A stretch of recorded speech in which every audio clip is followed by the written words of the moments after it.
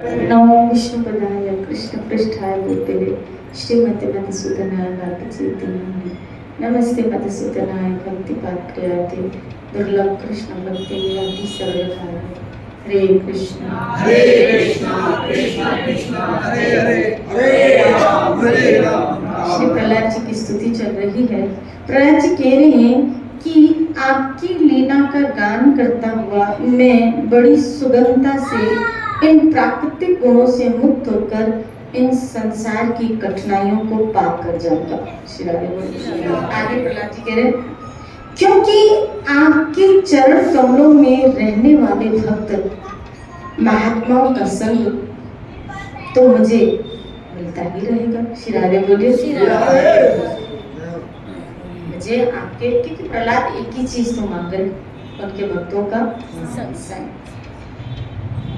हे भगवान नरसिंह, इस लोक में दुखी जीवों का दुख मिटाने के लिए जो उपाय माना जाता है, इस संसार में दुख मिटाने का उपाय,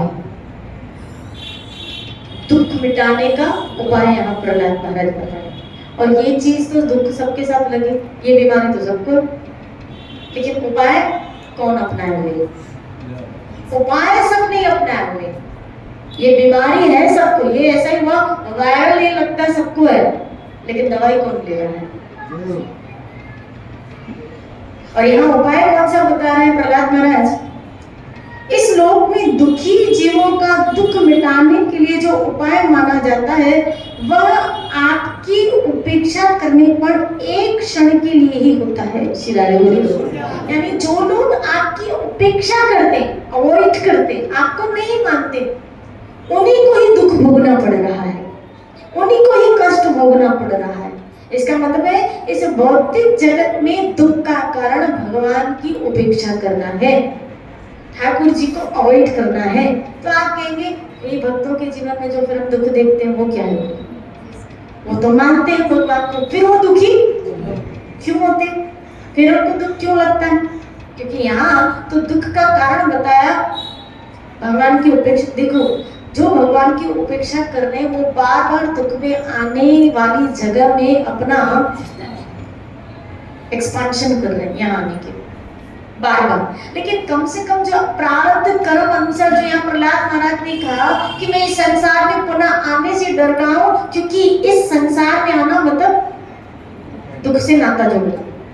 तो यहाँ जो लोग भक्ति कर रहे हैं, अपने प्रयास कर्म के कारण हमें इस जगह पे पटक दिया गया, हम यहाँ आए, लेकिन अगर वो प्रयास कर्म के कारण जो हम दुख भोग रहे हैं और अभी प्रेजेंट में अगर हम भक्ति कर रहे हैं, तो इसका मतलब है पुनः इस दुखमय संसार में आने से के चैप्टर को हम क्लोज कर रहे हैं।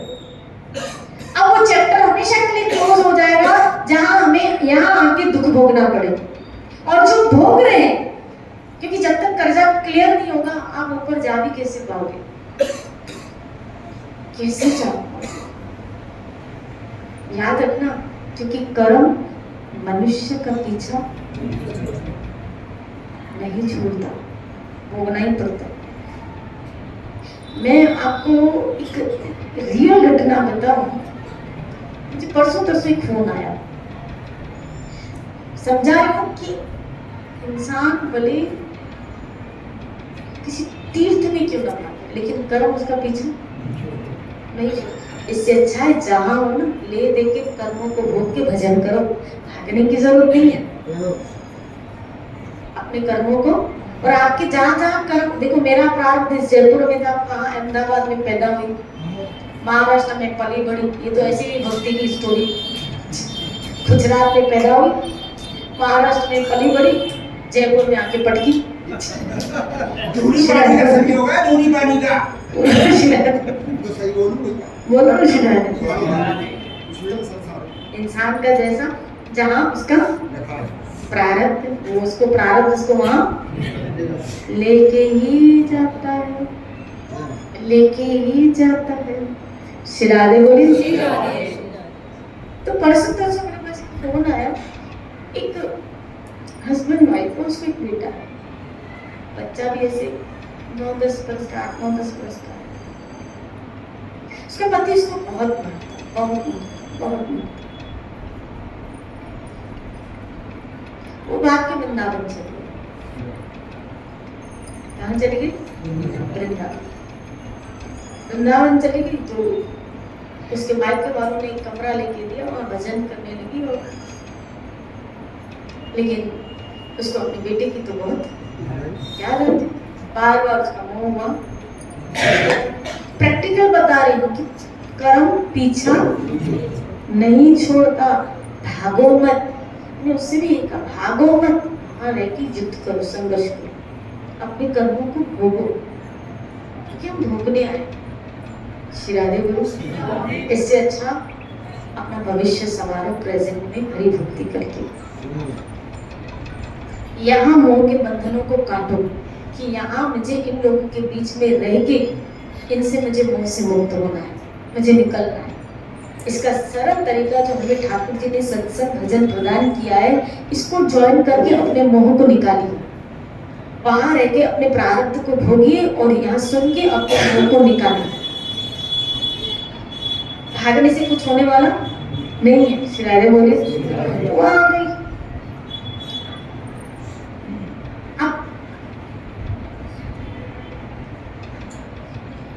उसका पति भी गया पीछे उसके, वो मैं यही रहूंगा, मैं यही रहूंगा। इसका पुत्र में तो वो था तो उसको लगा चलो अच्छी बात है, इस बहाने मुझे बेटे को देखने को मिल जाए, पर मैं वृंदावन से तो नहीं जाऊंगा बाहर।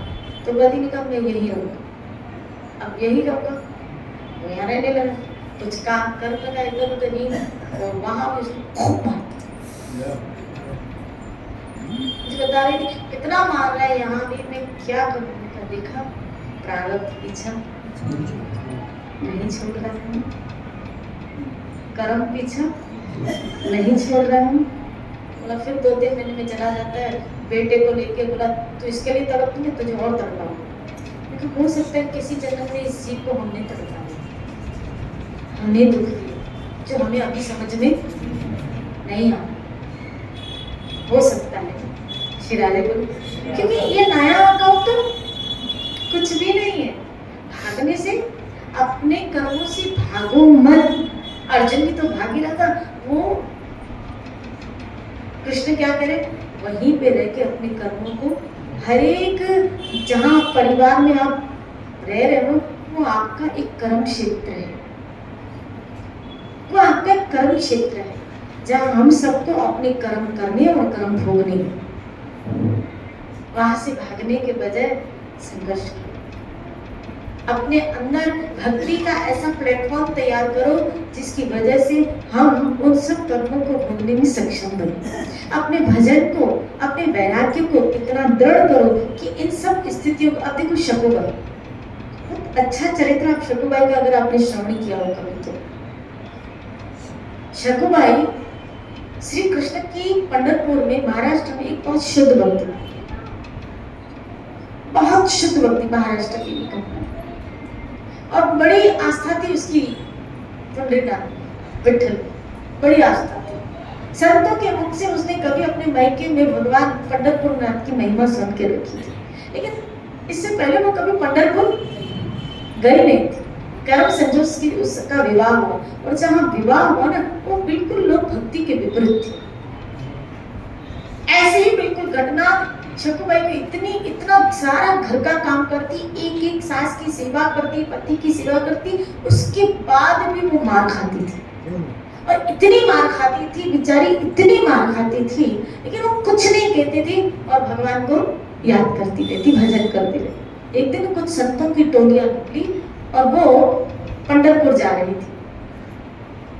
इसको पता चला, घर में कोई था नहीं कर्म संयोग से, तो इसको जब पता चला तो इसने सोचा क्या कि क्यों ना मैं इन संतों के साथ पंढरपुर में दर्शन करके, श्री राधे को संतों के साथ चली गई दर्शन करने पंढरपुर।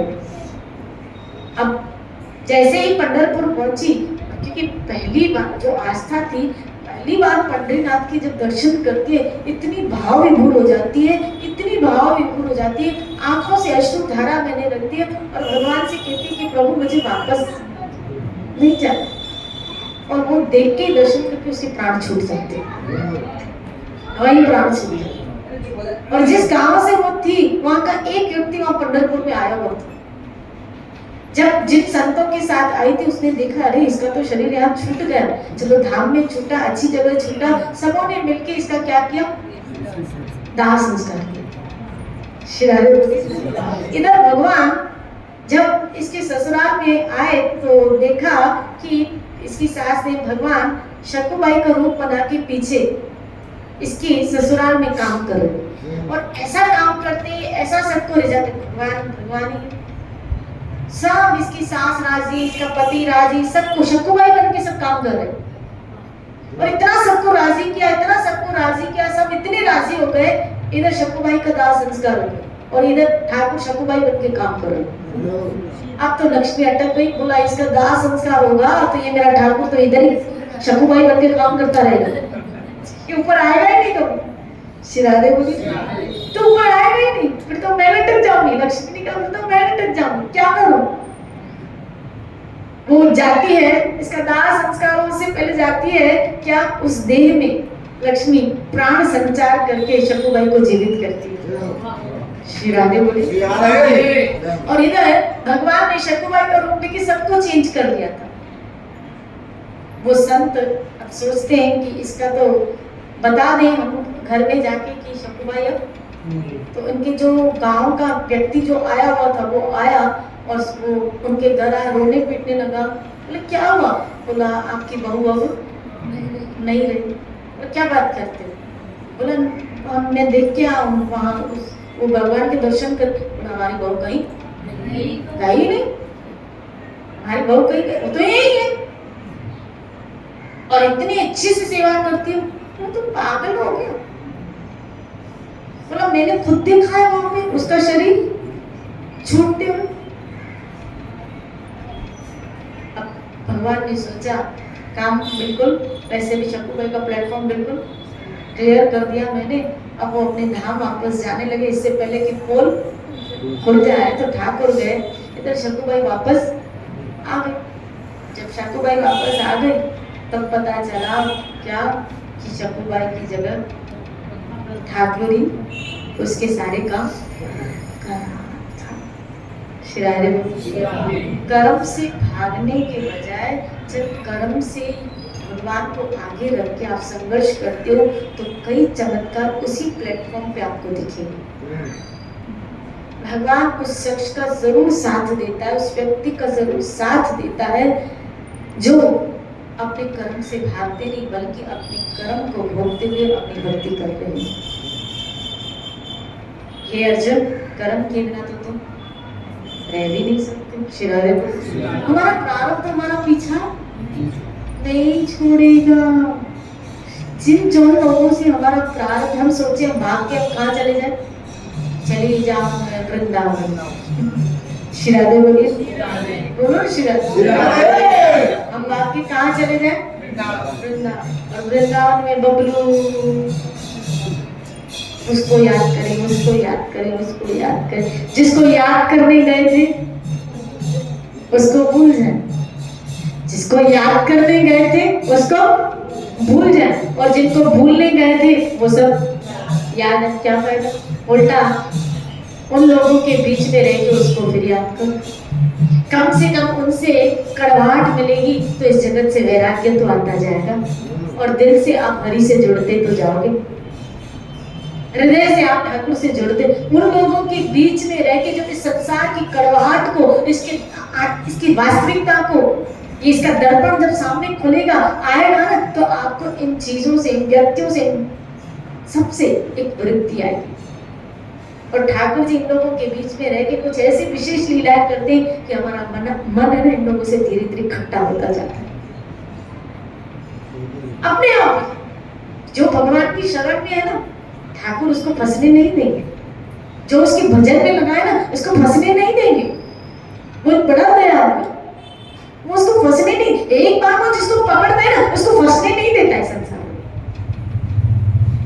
भाव कुबावे अनखा, एक बार जो उसकी शरण में आए, उस कभी फंसे, ऐसा उसको दिखाएगा, ऐसा जाल दिखाएगा ठाकुर जी क्या, कि वो तौबा करेगा कि प्रभु हरि शरण, हरि शरण, हरि। और एक बार ऐसे निकल जाओगे ये कर्म भोग, धीरे धीरे आप खुद देखोगे, आप खुद स्वतः बंधनों से क्या होते जा रहे हो, मुक्त होते जाओ। यही पहले घर वाले थे ना, टॉक टॉक करते थे, रोक टोक करते थे, अब क्या वो यूज हो गए, बंधन कटे ना। पहले मना करते थे, सत्संग आने के लिए मना करते, क्या रोज रोज सत्संग सुनना, कोई रोज रोज सत्संग सुनता है क्या, जाके 1 घंटा बैठ जाती है, तेरी दीदी भी बांधी तू भी बांधी, सुनाते थे हमको। आज यूज हो गए, आज वे धीरे धीरे हमारे बंधन कट रहे, और जो काम धीरे धीरे से हो, अंदर से हो, अंदर से कचरा साफ हो, वैसा हमको पूरा एक्साइटमेंट पे, जोश में नहीं, होश का काम। ये एक सिलसिला है कर्मों का, और वो भी चिरकाल का, चिरकाल का, पता है श्री राधे बोली। मैं कभी भागने की इसमें नहीं, क्या छोड़ के भाग, मैदान छोड़ के, जो योद्धा होता है ना वो भागता नहीं, योद्धा और आप सब योद्धा है। मैदान छोड़ के भागना हमको नहीं, अपने ही कर्मों से हमको संघर्ष कर, क्या वही कर्म वापस गए, वापस मार, कर्म पीछा नहीं छोड़ता। बापू जी तो आपको यहाँ समझाते हैं, ऐसे कहते हैं जैसे भीड़ में एक बच्चा अपनी माँ को ढूंढ लेता है, ऐसे कर्म आपका पीछा नहीं छोड़ता, वो आपको ढूंढ ही लेता है। बड़ी भीड़ हो, लेकिन एक बच्चा अपनी माँ को, ये इधर बच्चे को इधर उधर घुमा दो, वो इस सब लोगों में अपनी माँ को ढूंढ लेगा और उसी के पास। इसी तरह कर्म आपका पीछा नहीं छोड़ेगा। तो जो पीछा न छोड़े उसको भोगना है, समझ रहे? जो पीछा न छोड़े उसको फिर भोगना। तो फिर कैसे भोगना है उसकी प्लानिंग करो ना। युद्ध कैसे करना है अर्जुन, अब उसकी प्लानिंग कर रहा है। जो पीछा न छोड़े फिर उसको कैसे फेस करना है उसकी प्लानिंग करो। भागने से अच्छा है उसको फेस करने की प्लानिंग करो। श्री राधे बोले, इसलिए वहीं रहो, इन्हीं लोगों के बीच में आपको रहना, फेस करना है। कृष्ण का साथ, तेरा साथ हो गोविंद, मेरे सर पे तेरा हाथ, उसका साथ लेके जियो, उसका साथ लेके भोगो, फिर जिंदगी की हर समस्या सॉर्ट आउट, निकलते जाओगे, निकलते जाओगे। क्योंकि वो कर्म अब खत्म होता जा रहा है, वापस नहीं आएगा, खत्म होता जा रहा है, खत्म होता जा रहा है, खत्म होता जा रहा है, खत्म होता जा रहा है।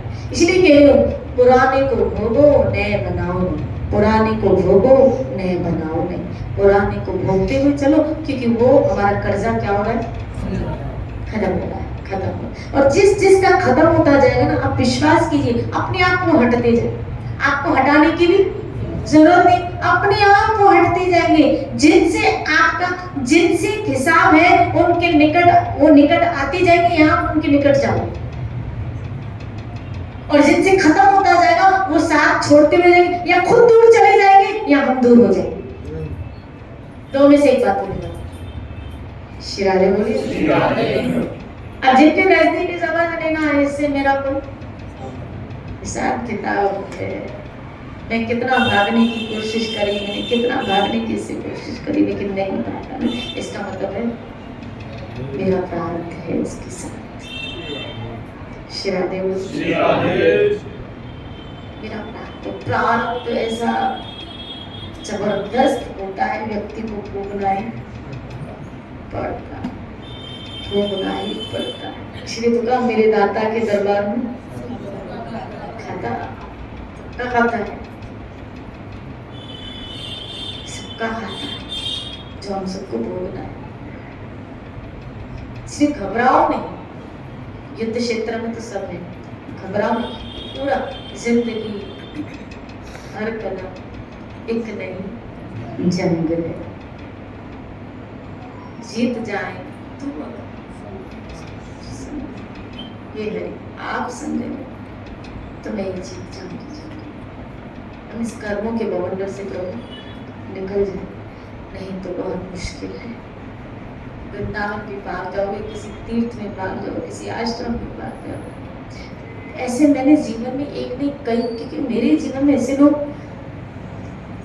मैंने कई केस, मैं आपको बताऊं, एक कलकत्ता की लेडी थी, ये मेरे जीवन के सामने बनी घटना है जो मैं आपको सुना। वृंदावन आई थी, परेशान हो गई अपने पति से, जिद करके अपने पति से कहा कि मुझे वृंदावन में फ्लैट लेके दो। पहले किसी आश्रम में जाके जिद करके करोड़पति, मुझे बता रही थी, मतलब इतना पैसा है, 2 बेटे हैं मेरे, ऐसे ऐसे सब पता है, करोड़पति। पति को कहा, निकल आई, घर में पग पंगे बंगलो है उनका, तो वृंदावन भाग जाए। पति ने देखा आश्रम में, तो उसने किराए पे उसको मकान लेके दी, पूरा घर फर्निश, बहुत अच्छा। ये मेरी, जब मैं 16-17 बरस की थी, 18 बरस की, वृंदावन गई थी, तो वो माता मैं जहाँ रुकती थी तो वो मुझे मिलती, तो मुझे बुलाती थी। और मेरी आदत है, क्या मेरी आदत थी, हमेशा मैं, जो मुझे अपनी हिस्ट्री सुनाता है ना, तो मैं सुनती हूँ और मैं सीखती हूँ, मैं समझती हूँ उसको, और मुझे लगता है अगर वो हल्का हो रहा है तो उसको होने दो। मुझे कहती थी, मैं वापस इतनी वो बातें करती थी, वो किसी और पंथ की बातें करती, इतनी बातें करती थी, सत्संग की, इतनी ज्ञान की बातें करती थी, इतनी सत्संग की बातें करती थी। कुछ नहीं रखा है, ऐसे मेरे बच्चों ने ऐसे किया, चीट से मुझसे सिग्नेचर करके मेरी सारी प्रॉपर्टी उन्होंने ऐसे ले लिया, यहाँ के नया, मेरा पति मेरा साथ नहीं देता, आदि आदि आदि। अब मैं जाऊंगी नहीं पीछे मुड़ के। अब मैं तो ऐसे भजन करने जाती थी, कुछ अध्ययन करने जाती थी, फिर मैं वापस आ जाती थी, तो मैं वापस उल्लासनगर चली गई। कुछ वर्षों के बाद मैं फिर आई, जब वृंदावन गई, पता चला वो लेडी कलकत्ता वापस चली गई अपने बच्चों के पास, फिर के पास वापस चली। मुझे फोन किया, शिरारे मैं क्यों नहीं, बोला मुझे अपने बच्चों की बोलो ना शिरारे, बोलो ना शिरारे, अपने बच्चों की बोल करम की इच्छा।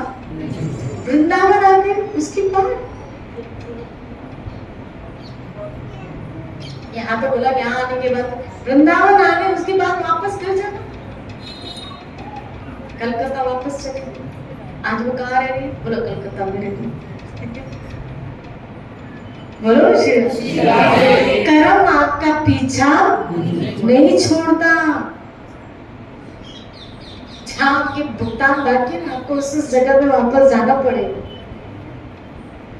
ऐसे अच्छा है भोग के फिर जाओ, अपना हिसाब किताब क्लियर करके आपके बंधन यहाँ कट दे जाएंगे, एक आयु होगी, आप चले जाएंगे। शिराडे बोली, मुझे तो वो गौरी बाबा की एक याद आती है, एक स्लोगन याद आता है कि जब गौरी बाबा को ब्रज से बाहर लेके जा रहे थे कथा करने के लिए, जिद कर रहे थे, दतिया के लोग थे तो जिद कर रहे थे, तो गौरी बाबा एक गधे पे बैठ के काला मुंह ऐसे किया और जूतों की माला पहनी और कहा भी लेके चलो। बोलो बाबा आप ये क्या कर रहे हो, बोले यहाँ से जाना, ये काला मुंह ही करना,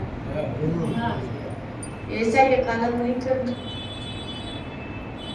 शिरारे बोले, तो फिर भोग के फिर जाओ, जब स्मार्ट पे लगो तो शेरों की तरह लगो, फिर पीछे मुड़ के क्या देखना। जब तक वो आदि आप फील कर रहे हो मुझे है, ये सब चीजें मेरे अंदर है,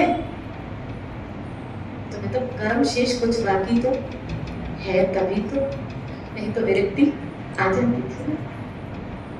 तो इससे अच्छा है हम यहीं रह के परमार्थ के कार्यों में अपना सहयोग करके अपने भजन और विरक्ति को बढ़ाते हुए, भले सीढ़ी टू सीढ़ी चले, लेकिन वो अंदर से एक विरक्ति हो, अंदर से। इसीलिए मैं कहती हूँ हमेशा आपको, क्या भक्त दिखना बहुत आसान है, लेकिन भक्त बनने के लिए बरसों लग जाते हैं, कभी कभी तो युग लग जाते हैं, और हमें भक्त बनना है।